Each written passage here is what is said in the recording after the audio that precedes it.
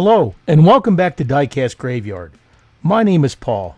Thanks for joining me today, and appreciate you stopping by.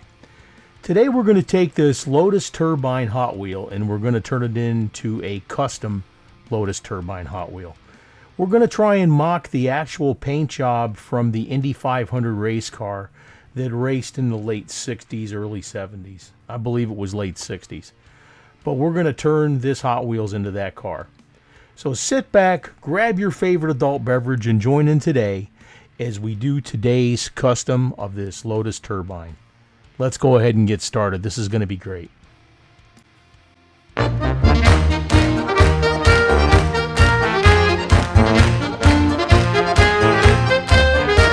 It's time to start the autopsy. I've already drilled out the post, so let's go ahead and get the car apart. You got to be careful when you go to take the car apart here because there's really no place to put anything to pry the car open. So let's try and get it from behind here with the screwdriver. Like I said, I've already drilled out the post. Now when you do this, be careful because you definitely don't want to bend the axles. Alright, here's the body. Body's in good shape, but we're going to strip it down and repaint it. We'll file down those posts and get those drilled out. That'll be cool. Here's the base. Base is in pretty good shape, but it is tarnished up, so we're going to stick it in the lime away in water. We'll polish that up. Here's the windshield and the interior. Windshield needs to be cleaned up and definitely dip it in the gauzy. And the interior will clean up with a toothbrush and some soap and water. Let's go ahead and continue.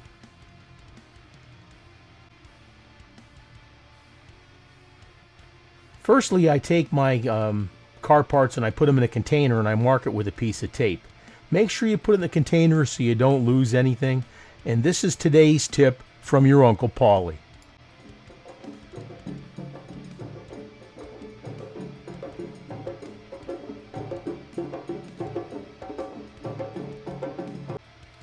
We got the car body here. We're going to dip it in the citrus strip. Make sure you coat everything because you want to get all the paint off inside and out.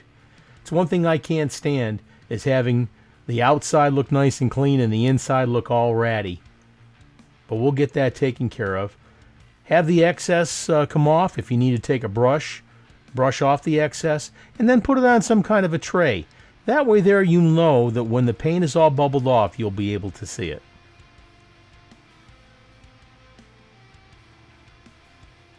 There we go. We'll let that set, but we'll keep an eye on it. Now we're going to dip the base in the mixture of lime away and water. And this is a 50-50 mixture. Now if you're getting your fingers in there, make sure that you wear some type of protective gloves or something. And always wear your eye protection. You definitely don't want to get this in your eyes, folks. Let's go ahead and speed this up. You can see the foaming action of the lime away attacking the base. Or at least the tarnish on the base anyway.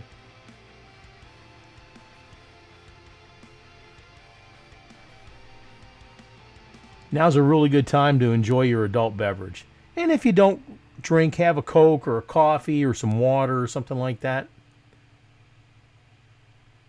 It's kind of hypnotizing watching this thing work.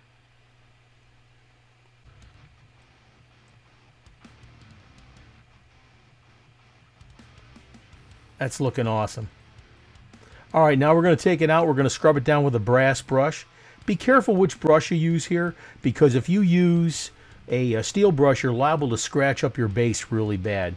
So just take it easy and be careful there. And I got to wash my hand off now. You should wear 2 gloves when you do this. We'll get that cleaned up. Let's work on the windshield. Here we're going to use gauzy. Now gauzy's a great product and it's made for the modeling industry to go ahead and coat your glass to make it look nice and clean and smooth. Now you can also use Pledge Revive, and I do use both. Now I have found out that if you let gauzy sit around for a while, it will go bad on you, so you're going to have to replace it. We got a slight crack in there. but I couldn't find a replacement right away, so we're going to go ahead and reuse this. Let's clean this up, get it dipped in the gauzy, and let it set. Now you want to let it set probably overnight because then it'll dry thoroughly. Dip it in there, coat it really well, and when you get it out, go ahead and touch it to a paper towel or something like that so the excess goes away, or as they say, wicking, kind of like a candle soaking up kerosene in a lamp or something like that. Not a candle, but a lamp. But anyways, make sure you got a really good coat and there's no bubbles on it and everything. Wick away the excess, and then you're going to put it in your container and cover it up with some type of cover so the dust doesn't get on it. Set that down, and we'll go ahead and we'll get our cover on there and protect it from all the dust bunnies. Now make sure that you go ahead and close up your lid on your gauzy too, because you'll spill it by accident. Ask me how I know this. Let's move on.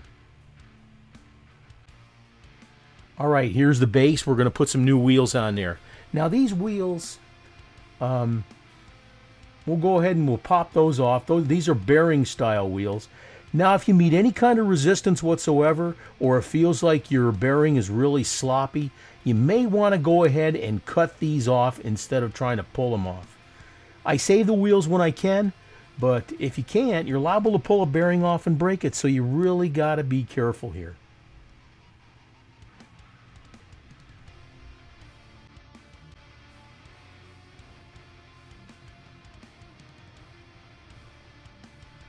This one was being a little bit stubborn, so I'm going to go ahead and clip that one off. Like I said, if you meet any resistance or anything like that, just go ahead and clip them off. Now make sure you don't get too close to the bearing, because it will nick the bearing and it may prevent you from putting new wheels on there. There we go. Make sure you go ahead and hit that subscribe button and click on that little bell to be alerted to any future videos that come out. If you're getting anything out of these videos, do me a favor and subscribe and hit that like button. It really helps me out and it lets me know what kind of content you folks like. Now we've got 4 brand new meats to put on here. We're going to put 2 medium meats in the front and 2 large meats in the back. We'll get these new wheels on here. And I got these wheels from the Redline shop. Check out what John has to offer at the Redline shop. RedlineShop.com. He's got the famous Spectre Flame paint. He's got these wheels. He's got some decals and stuff that he sells. Check it out. Some good stuff there. Make sure you get your tool between the bearing and the body, and then go ahead and push it on with your thumb. Now be real careful, because you can bend the axle here. And if you can't get the tool in between the bearing and the body, you're going to have to push it on with your thumb, but you got to be extremely careful. We still got a little bit of adjusting to do. At least it rolls really good. Let's move on. I love how the moonlight shines over the mausoleum. Now the next thing I'm going to do is spray the body down with this Tamiya Surface Primer. I really like this primer, and it's one of the few things I'll use out of a rattle can. But let's get a good coat of the primer on there, and then we'll continue on. All right, we got the primer on there. It's dried for probably half a day. Here I got my decals from Second Chance Redlines. Now I do make my own decals, but Vince at Second Chance Redlines makes an amazing product. We're going to use fluorescent red in this car, and I'm going to mix it with 40-30 balancing clear. Like I said, we're going to mimic the original Indy 500 Lotus Turbine from STP. Follow the instructions on the bottle, and you should use an airbrush with a 0.5 needle. Now I'm going to use this pinstriping tape here to mask out the area that I want to stay white, which is the very nose of the car. Again, make sure that your primer is thoroughly dried when you go to put this on.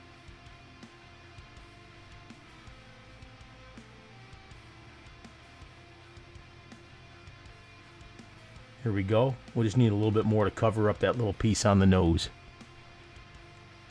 There we go. That'll cover everything up.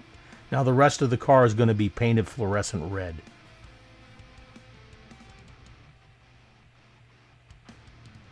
That's looking good.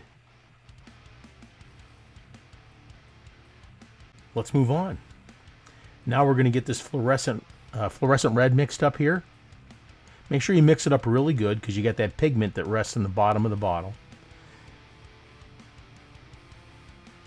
Go ahead and put in your 40-30 balancing clear. Shake it up really good though.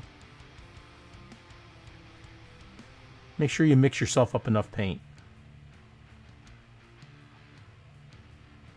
That'll be good right there. About a 50-50 mixture that I use. Now I use this little Badger mixing tool to mix my paint. You can get these at my Amazon Marketplace page. If you can't find it or if you want one of these, let me know. I'll send you a link. But I use these all the time to make sure that my paint is mixed up well. Now once I mix it, I let it set for approximately 10 minutes to emulsify. That way there your balancing clear and your paint are mixing together and all the chemicals are sitting in there and getting happy. Once I get this all painted and I get the decals on, I'm going to go ahead and coat it with my Diecast Graveyard 2K Clear. Now you can find this at diecastgraveyard.com. The Diecast Graveyard Clear will allow your car to look like glass. It's absolutely amazing. I mix it up myself and I've been experimenting with it for about 2 years. But check it out at diecastgraveyard.com. It's a great product. Alright, we got all the pieces. We got the body all cleared up with the brand new decals on there. That looks fantastic. I love how that turned out. Looks just like the Indy car. Here's the base all polished up and brand new wheels from the Redline shop. That looks great. Love that. Here's the interior all cleaned up. And here's the windshield all dipped in the gauzy, and that looks great too. Let's put everything together and give my creation life. Lies! Lies! Do you hear me? Give my creation life!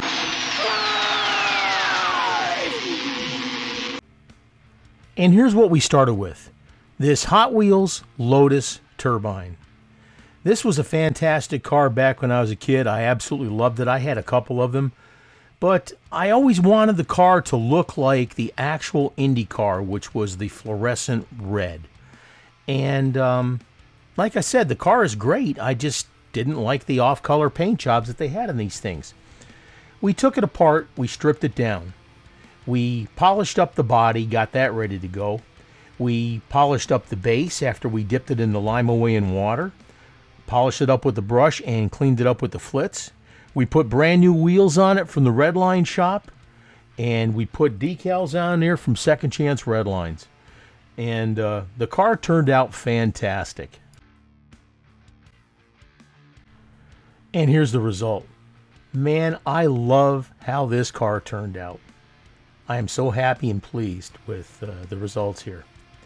Like I said, you can do this, guys. You can definitely do this. As I always say in all my videos, you can do this too. Start off with some mainline cars. Drill them apart. Try to do some simple wheel swaps if you're just getting started out. And then progress up into painting your car, doing some other custom things, putting some decals on there, clear coating them. If you have to start off with rattle cans, that's fine. Work your way up to airbrushing, which is definitely the way to go on a lot of these cars. But look how beautiful this thing actually turned out. Fantastic. I am very super pleased to put this in my collection. Now I've got a few other cars that I'm going to be doing here in the near future, but this was a lot of fun. I truly enjoyed it. And like I said, if you're getting anything out of these videos, please hit the subscribe button and mash that like button. It really helps me out with the YouTube analytics. Thanks for stopping by today at Diecast Graveyard. We had a lot of fun. I got a lot more videos coming out. Check out the super huge ginormous build off and the future 4 Horsemen builds. Thank you and cheers.